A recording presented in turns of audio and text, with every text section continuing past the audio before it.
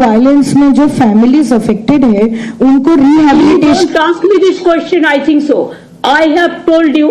You can ask the question whatever BJP will tell you. But please remember, we have already announced yesterday our policy.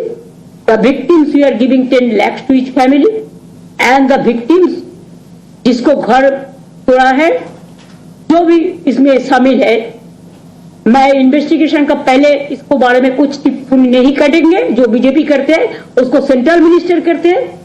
Investigation के लिए हम लोगों ने seat तैयार किया है, लेट देम फाइंड आउट. लेकिन उसको सबको घर हम बांग्ला का बाड़ी बना देंगे. और जिसको दुकान के कोई शॉप में कोई प्रॉब्लम हुआ तो उसमें भी हम उसको मदद करेंगे. Is it clear? I think it is crystal clear. And you have heard the court verdict also.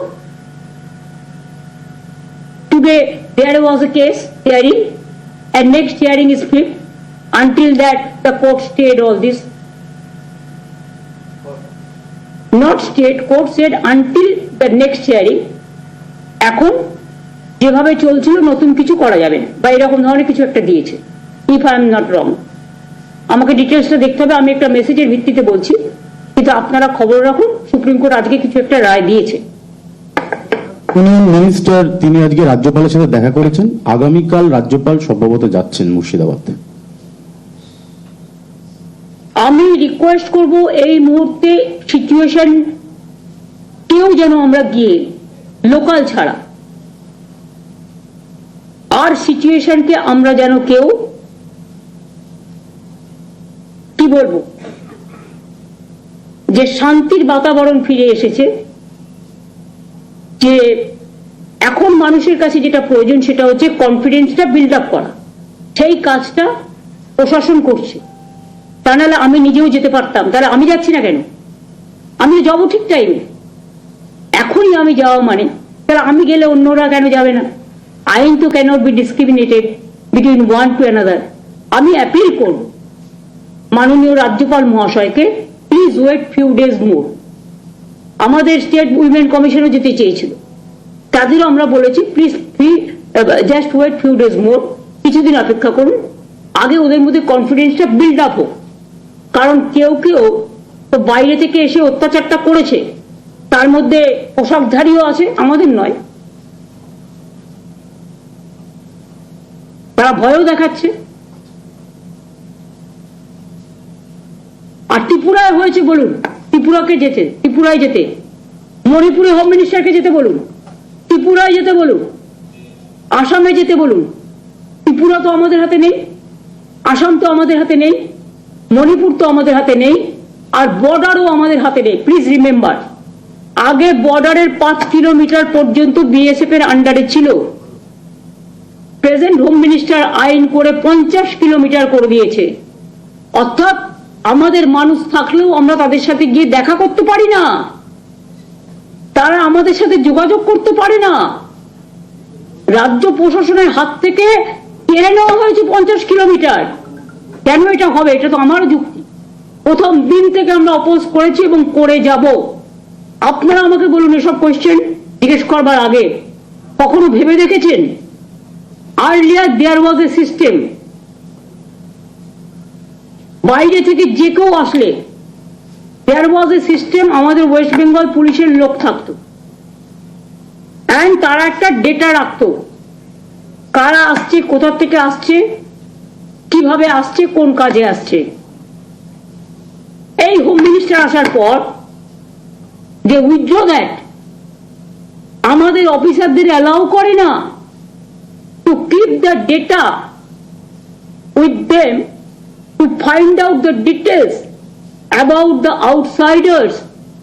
Outsiders, I am not blaming all, but few sections who have some critical area, there our police should have taken the special care. But now we cannot do it because Home Ministry already withdrawn the state government data sharing process since 3-4 years.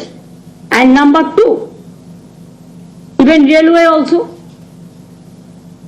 Regular যাতায়াত করছেন, border দিয়ে কে যাতায়াত করছেন তার জন্য RPF আছে, CRPF আছে, ওদের নিজস্ব প্রোটেকশন ফোর্স আছে. হচ্ছে বিএসএফ বর্ডার দেখে, সিআইএসএফ কোল দেখে,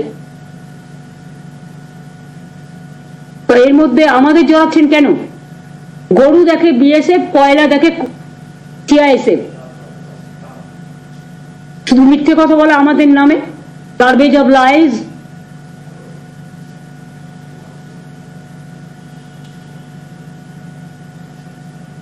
আমি বলবো সবাই শান্তিতে থাকুন। দাঙ্গা হিন্দুও করে না, দাঙ্গা মুসলমানও করে না, দাঙ্গা শিখও করে না, দাঙ্গা খ্রিস্টানও করে না, দাঙ্গা বৌদ্ধও করে না, দাঙ্গা পার্সিরাও করে না, দাঙ্গা জৈনরাও করে না। দাঙ্গা তৈরি করা হয় কিছু ক্রিমিনালসদের দিয়ে। এটা মাথায় রাখবেন। আজকালকার দিনে টাকা দিয়ে অনেক কিছু হয়, আবার হয়ও না। এই সমাজে যেমন ভালো মানুষ আছে, আবার ভালো সেজে ভান করারও তো নেতাদের অভাব নেই। এই সময়ে সব মাছ ধরতে বেরিয়ে পড়ে।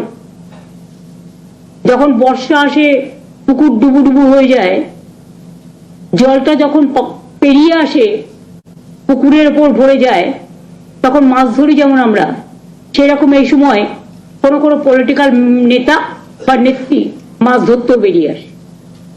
সুতরাং আমি বলবো সবাইকে শান্ত থাকতে। হিন্দুরাও শান্তিতে থাকুন, মুসলিমরাও শান্তিতে থাকুন, খ্রিস্টানরাও শান্তিতে থাকুন, শিখরাও শান্তিতে থাকুন, হিন্দু বৌদ্ধ শিখ জৈন পারসিক মুসলমান ও খ্রিস্টান। আমি চাই আমার দেশ ভালো থাকুক, রাজ্য ভালো থাকুক, সব রাজ্য ভালো থাকুক, পৃথিবী শান্তিতে থাকুক, বাংলা শান্তিতে থাকুক। এইটুকুই বলবো। শান্তির জন্য এক্ষুনি মিছিল মিটিং করার প্রয়োজন নেই। আইনের পথে যখন গেছে কেসটা, আইনে বিশ্বাস রাখুন, আইনে বিচার হবে বলে আমার ধারণা। আন্দোলন তো করার পথ আছে, শান্তিপূর্ণভাবে গণতান্ত্রিকভাবে আন্দোলন করার আগে দেখুন বিচার কি বলছে।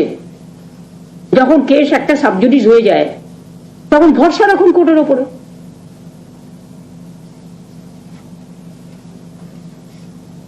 আর এটা রাজনীতি করার জায়গা নয় যে ভোটার পোলারাইজেশন করব। এসব খেলা অনেক হয়েছে। ইলেকশন আসলে 1 বছর আগে থেকে এসব খেলা সব জায়গায় হয়। অনেকে ধরতে পারেনি, খেলাটা ধরতে পারে না এজেন্সির তৎপরতায়, কারণ টোটালটাই এজেন্সিকে দিয়ে করানো হয়। আর যিনি করেন তার নাম তো আমি আপনাদের কালকে বলে দিয়েছি। এর জন্য যে